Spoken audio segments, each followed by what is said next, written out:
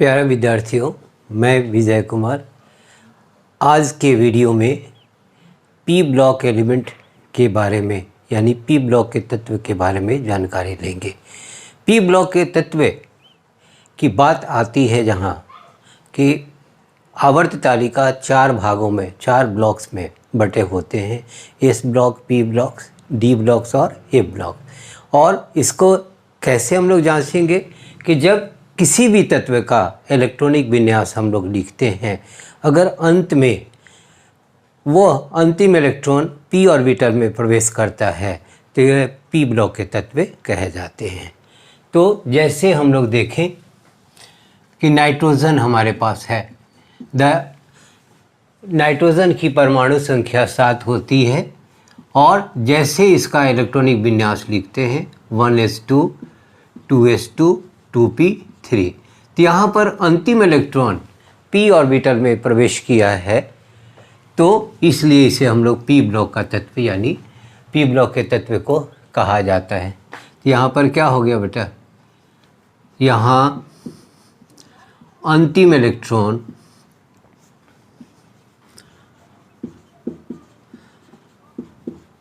p orbital में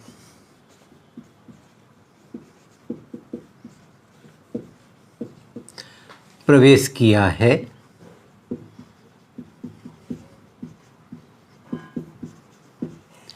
इसलिए इसे पी ब्लॉक का तत्व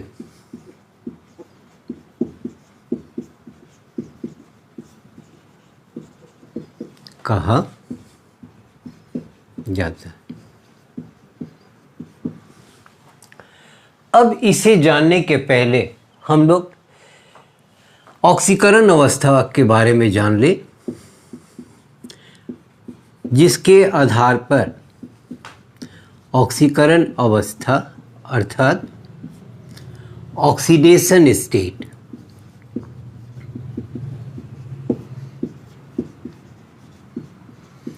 ऑक्सीडेशन स्टेट के बारे में जानकारी लें, जिसके आधार पर जितने भी पी ब्लॉक्स एलिमेंट्स के रीजनिंग क्वेश्चन यानी कारण बताओ क्वेश्चन जो आते हैं, प्रश्न आते हैं, वो इसी के आधार पर हम लोग आसानी पूर्वक दर्शाते हैं।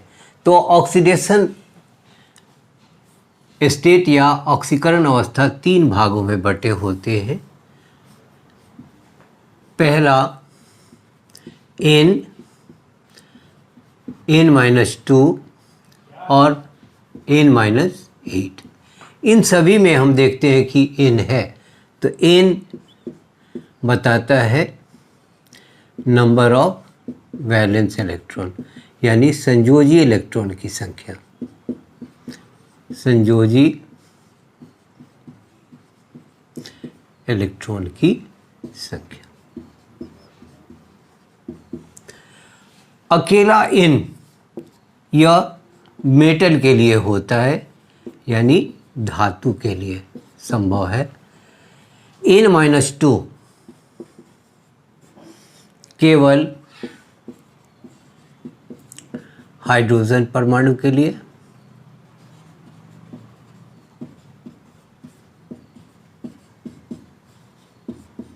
और n-8 अधातु तत्वों के लिए।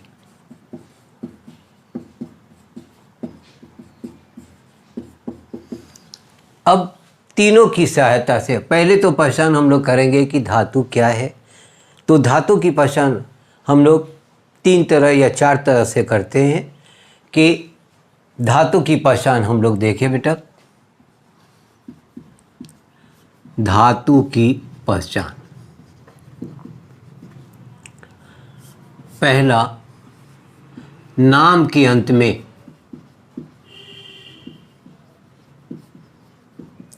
IUMI, जैसे सोडियम, तो इसके अंत में IUM आया, इसलिए यह धातु कहलाता है। दूसरी पहचान जो इलेक्ट्रॉन प्रदान करे।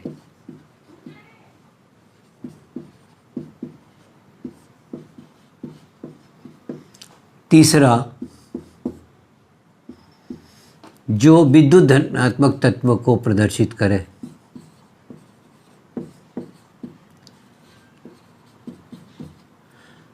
धनात्मक हो। और चौथा, जिसकी संयोजकता 1, 2 अथवा 3 हो। तो पहली पहचान हम लोग कि जैसे पी ब्लॉक के तत्व के लिए हमने कहा कि किसी भी तत्व का इलेक्ट्रॉनिक विन्यास लिखते हैं और इलेक्ट्रॉनिक विन्यास लिखने के क्रम में अंतिम इलेक्ट्रॉन जिस ऑर्बिटल में जाता है वही कहलाता है, उस ब्लॉक का तत्व कहलाता है। चूँकि हमको पी ब्लॉक के तत्व के बारे में जानकारी अभी लेनी है, तो जैसे हमने दिया नाइट्रोजन, जिनकी परमाणु संख्या 7 होती है, इलेक्ट्रॉनिक विन्यास 1s2 2s2 2p3। यहाँ अंतिम इलेक्ट्रॉन पी ऑर्बिटल में प्रवेश किया है, इसलिए यह पी ब्लॉक का तत्व कहा जाता है। इसमें जाने के पहले हम लोग ऑक्सीकरण अवस्था के बारे में जानकारी ले लें। और ऑक्सीकरण अवस्था में होता क्या है कि जितने भी ऑक्सीडेशन स्टेट के आधार पर ये रीजनिंग क्वेश्चन यानी कारण बताओ क्वेश्चन आते हैं, उसे हम लोग आसानीपूर्वक डील कर सकते हैं, आसानीपूर्वक हम लोग बता सकते हैं। तो ये 3 अवस्थाएं हैं, n-2 और n-8। n-2, n-8 और n में तीनों प्रत्येक में हम लोग देख रहे हैं कि n उपस्थित है, जहाँ n = number of valence electron यानी संयोजी इलेक्ट्रॉनों की संख्या। पहली बात, n जो है वो मेटल के लिए आता है और n-2 केवल हाइड्रोजन परमाणु के लिए और n-8 अधातु तत्वों के लिए। तो पहली पहचान हम लोग किए कि धातु की पहचान हम लोग कैसे करेंगे। तो जैसे हम लोग पहला क्या कहते हैं कि उस तत्व का नाम लिखते हैं, अगर अंत में उसके IUM आ जाए तो वो धातु कहलाता है। दूसरी पहचान कि जो इलेक्ट्रॉन प्रदान करे, हम लोग देखें कि सोडियम है परमाणु संख्या 11, यह नियॉन के नज़दीक है, तो ये क्या करता है, एक इलेक्ट्रॉन प्रदान करता है। तो जो इलेक्ट्रॉन प्रदान करे उसे हम लोग क्या कहेंगे, धातु कहेंगे। और विद्युत धनात्मक हो तो यहाँ पर चार्ज कैसा है, तो प्लस है, इसलिए विद्युत धनात्मक। और इसकी वैलेंसी या तो 1, 2 अथवा 3, यहाँ पर क्या है बेटा, 1 है। तो धातु की पहचान हम लोग कर लेते हैं।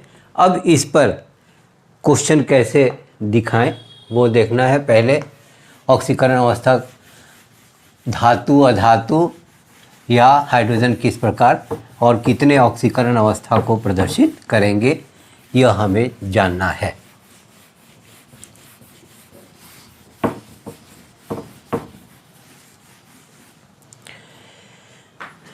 जैसे धातु के लिए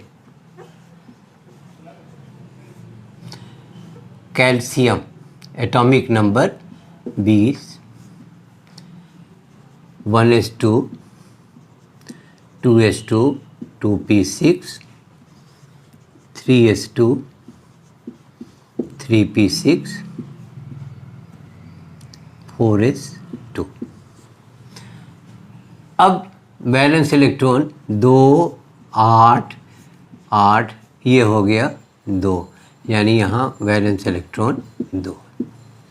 क्या कहेंगे, कैल्शियम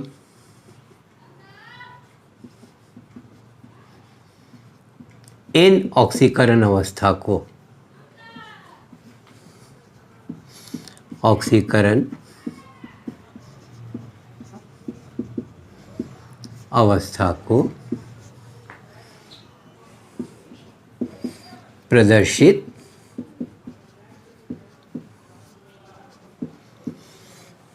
जहाँ n बराबर नंबर ऑफ वैलेंस इलेक्ट्रॉन, यानी संयोजी इलेक्ट्रॉनों की संख्या।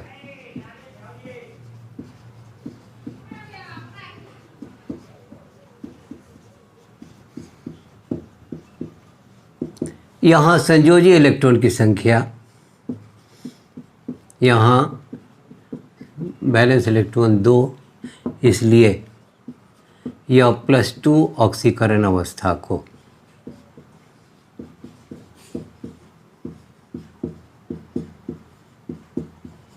प्रदर्शित कैसे दिखाओगे बाबू?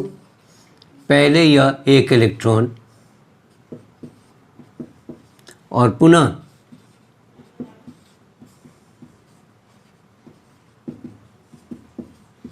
कटने वाले को कटा दे, Ca2+2E। तो धातु की पहचान में हमने देखा कि IUM आया, इसमें भी यह धातु है। और जब इसका ऑक्सीडेशन स्टेट हमने निकाला तो कैल्शियम N ऑक्सीकरण अवस्था को प्रदर्शित करता है, जहाँ N बराबर नंबर ऑफ वैलेंस इलेक्ट्रॉन, यानी संयोजी इलेक्ट्रॉनों की संख्या। यहाँ वैलेंस इलेक्ट्रॉन 2, इसलिए यह +2 ऑक्सीकरण अवस्था को प्रदर्शित। एक और एग्जाम्पल लिखे बेटा।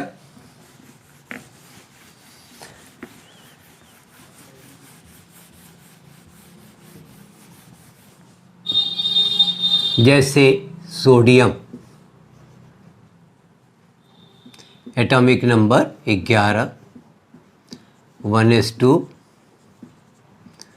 2p6, 3s1।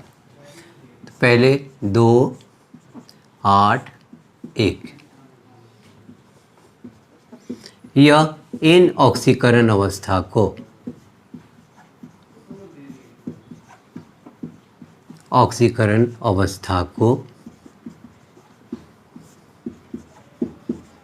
प्रदर्शित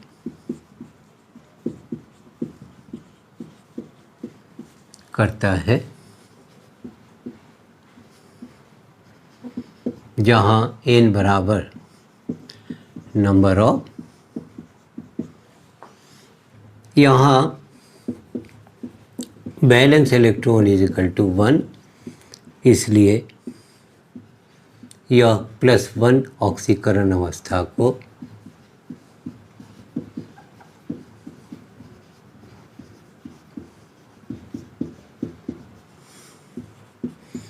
प्रदर्शित करेगा। दिखा दे बेटा। सोडियम नियॉन के नज़दीक, तो ये हुआ मेटल के बारे में। अब हम लोग N-2 केवल हाइड्रोजन परमाणु के लिए,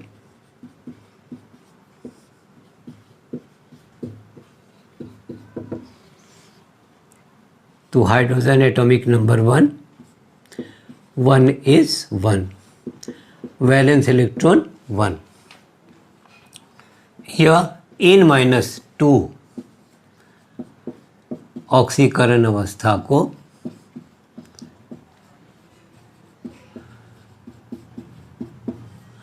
प्रदर्शित करता है, जहाँ n बराबर नंबर ऑफ वैलेंस इलेक्ट्रॉन। यहाँ वैलेंस इलेक्ट्रॉन = 1,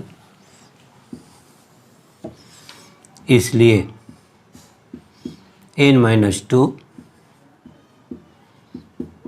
अर्थात 1 - 2 बराबर -1। यह -1 से +1 तक ऑक्सीकरण अवस्था को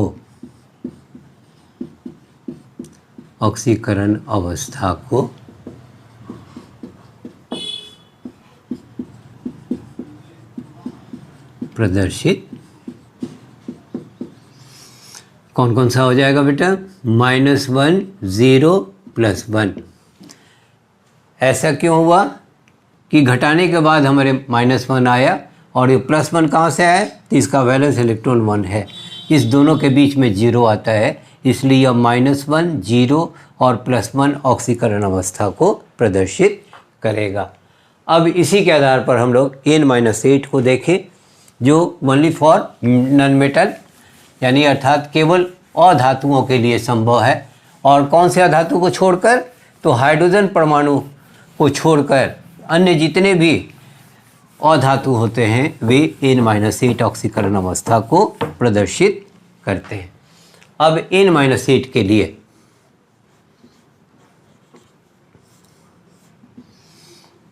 जैसे सल्फर 16, फिर इसका इलेक्ट्रॉनिक विन्यास हम लोग लिखते हैं 1s2 2p6 3s2 3p4 2 8 6, यानी वैलेंस इलेक्ट्रॉन इसका 6। यह N-8 ऑक्सीकरण अवस्था को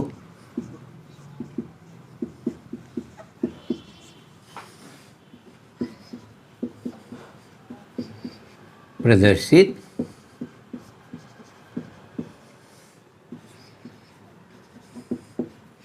जहाँ N बराबर नंबर ऑफ, यहाँ valence electron is equal to 6, therefore N-8 अर्थात 6 - 8 इज इक्वल टू -2। यह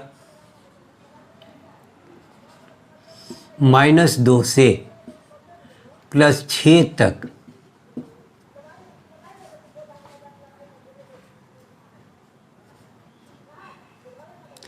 ऑक्सीकरण अवस्था को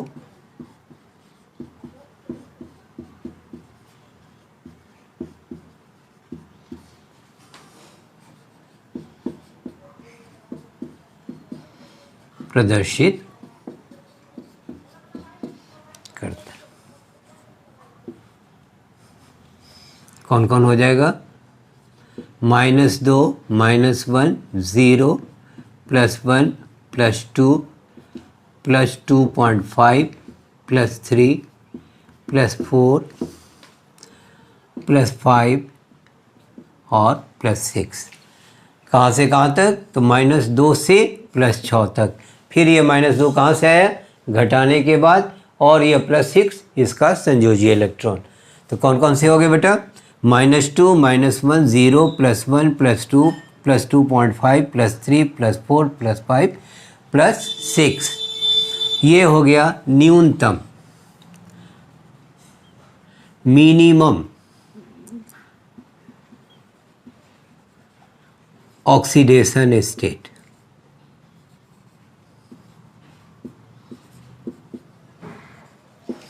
न्यूनतम ऑक्सीकरण अवस्था।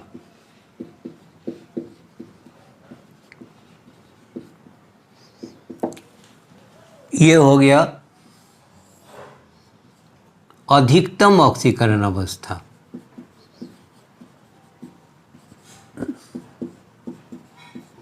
अधिकतम ऑक्सीकरण अवस्था, मैक्सिमम ऑक्सीडेशन। और ये यहाँ से -1 से +5 तक इंटरमीडिएट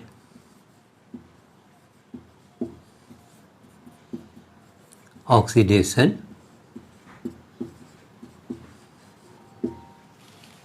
ठीक है, तो अब यहाँ अधिकतम ऑक्सीकरण अवस्था जो तत्व दर्शाता है वह ऑक्सीकारक की तरह कार्य करता है।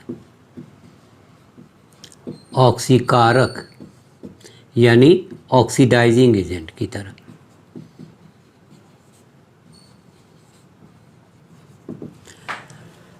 जो न्यूनतम ऑक्सीकरण अवस्था को प्रदर्शित करता है वह अवकारक की तरह कार्य करता है, रिड्यूसिंग एजेंट की तरह।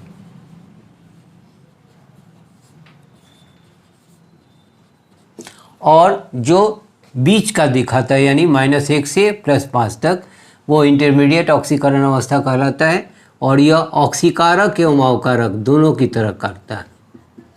ऑक्सीकारक एवं अवकारक दोनों ही तरह व्यवहार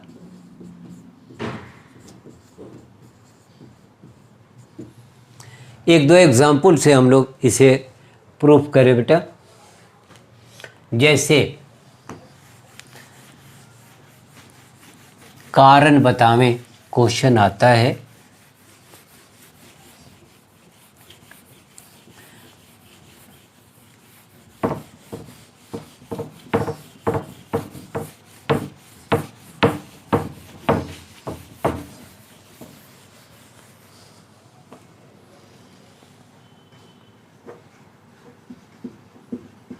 कारण बतावें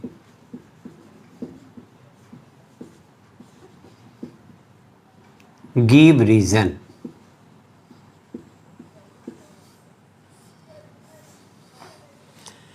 H2SO4 एक ऑक्सीकारक है।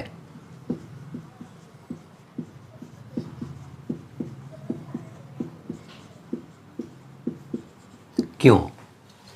तो जैसे हम लोग H2SO4 कहता है कि यह ऑक्सीकारक है, इसे हम लोग कैसे दिखाएंगे? तो सबसे पहले H2SO4 यह सल्फर का तत्व है, ये यौगिक जो बना हुआ है यह सल्फर का है।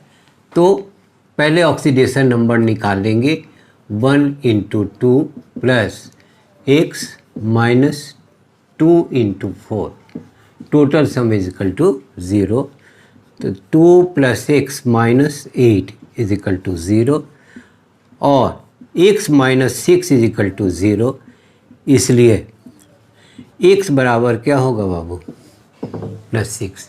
तो यहाँ सल्फर का हमने देखा था अभी, सल्फर 16 का -2 से +6 तक होता है, अर्थात यहाँ पर H2SO4 में सल्फर अपने अधिकतम ऑक्सीकरण अवस्था को प्रदर्शित करेंगे। क्या कहेंगे? यहाँ सल्फ्यूरिक एसिड में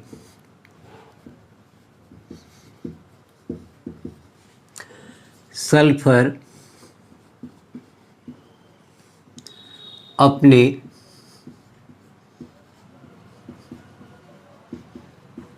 अधिकतम ऑक्सीकरण अवस्था को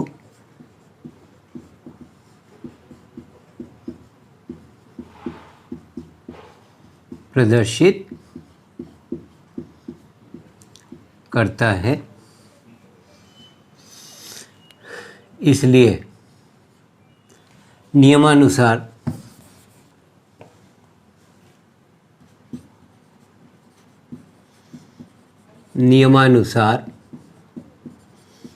हम जानते हैं कि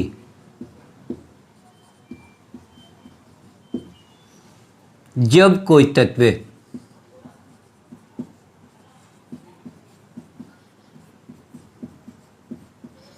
किसी भी यौगिक में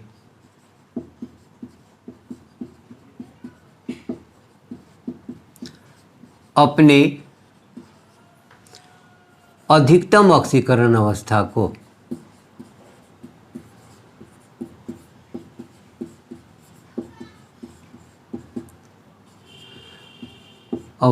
को प्रदर्शित करे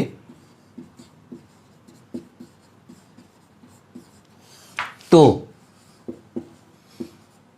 वह अवकारक की तरह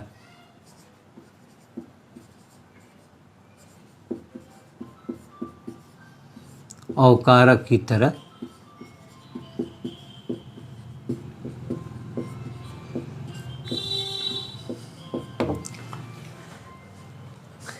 इसलिए H2SO4 एक ऑक्सीकारक है। इस एग्जाम्पल से देखें बेटा, जैसे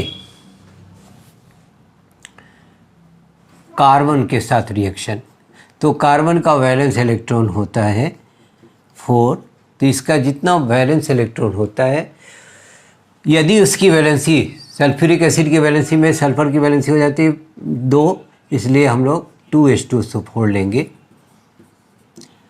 और यह ऑक्सीडाइज होकर कार्बन डाइऑक्साइड, यानी फिर इसका चाहें कि हम ऑक्सीडेशन करें तो वो संभव नहीं है। तो जितना सल्फर उतना SO2 और जितना हाइड्रोजन उसका आधा H2O। तो यहाँ पर कार्बन की संख्या 1, तो कार्बन की संख्या 1, यहाँ ऑक्सीकरण संख्या 0 थी, यहाँ पर बढ़कर क्या हो गया +4, और यहाँ था ऑक्सीडेशन स्टेट +6, यह घटकर क्या हो गया +4 हो गया। इसका अर्थ है कि यह अपने रिड्यूस हो जाता है, यानी अकृत हो जाता है, और यह कार्बन को ऑक्सीकृत करता है। उसी तरह से एक और एग्जाम्पल लें हम लोग, HNO3 एक ऑक्सीकारक है।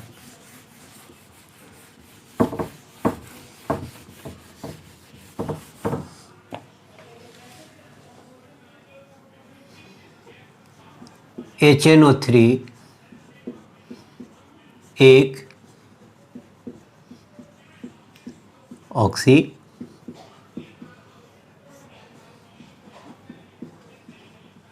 फिर हम लोग निकाले बेटा HNO3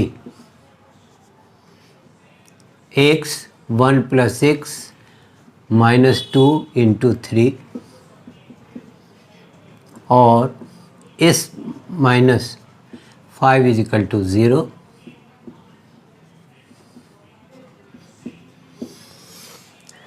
यहाँ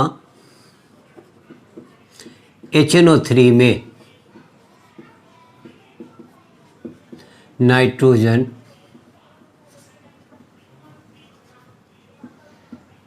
अपने अधिकतम ऑक्सीकरण अवस्था को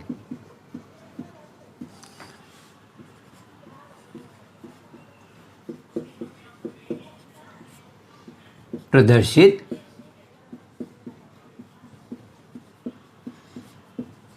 करता है। नियमानुसार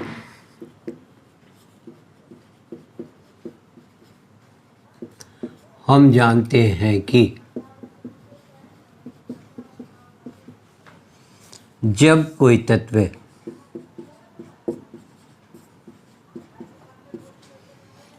किसी भी यौगिक में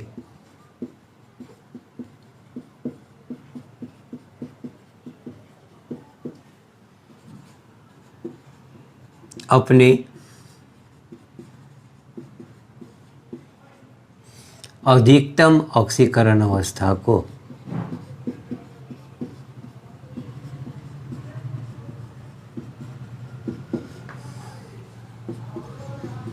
प्रदर्शित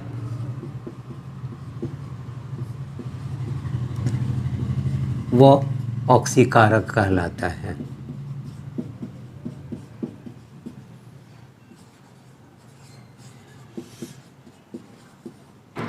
इसलिए HNO3 एक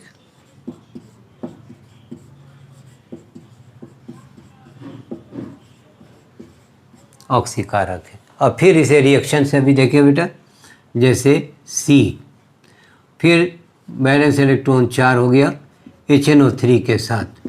तो हम लोग देखते हैं बेटा कि HNO3 पे आयन की संख्या क्या है H+, यानी नाइट्रेट आयन पर नाइट्रोजन -1 होता है। तो जितनी संख्या है बैलेंस इलेक्ट्रॉन, चूँकि कार्बन का 4 है तो उतना ही हम लोग लेंगे HNO3। जितना कार्बन उतना CO2, जितना नाइट्रोजन उतना NO2, और जितना हाइड्रोजन उसका आधा H2। ये यहाँ पर कार्बन की ऑक्सीकरण संख्या फिर 0 से बढ़कर +4, और यह +5 से घटकर +4 हो जाती है। तो यह स्वयं अवकृत हो जाता है और कार्बन को ऑक्सीकृत करता है। एक और एग्जाम्पल हम लोग ले रिड्यूसिंग एजेंट या इंटरमीडिएट ऑक्सीडाइजिंग और रिड्यूसिंग एजेंट में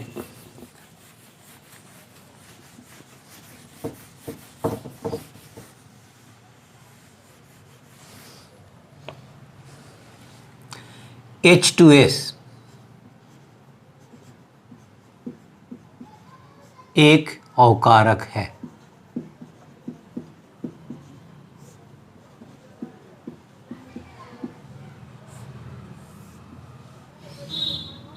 H2S में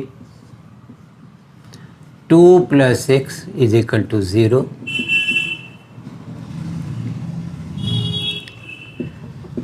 यहाँ सल्फर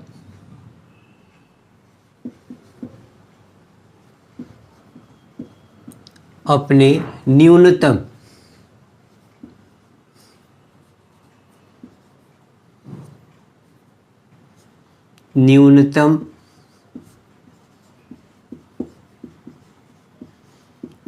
ऑक्सीकरण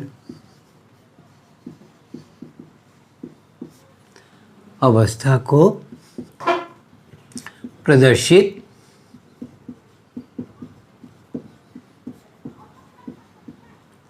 इसलिए H2S एक अवकारक है। उसी तरह से एक और एग्जाम्पल ले बेटा, SO2 ऑक्सीकारक एवं अवकारक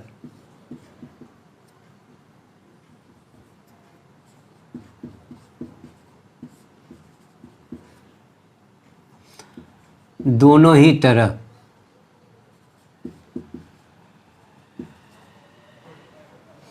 व्यवहार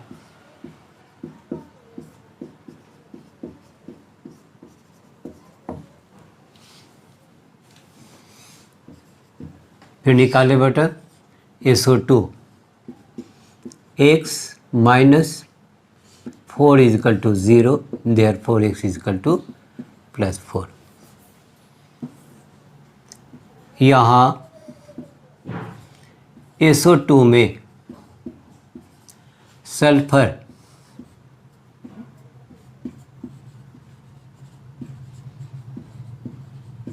अपने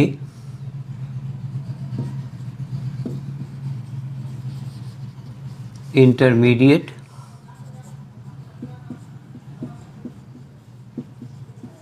ऑक्सीकरण अवस्था को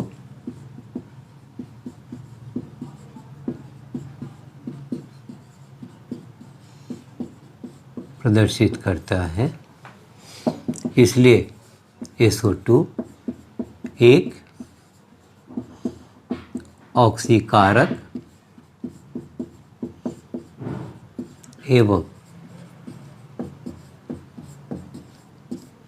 अवकारक है।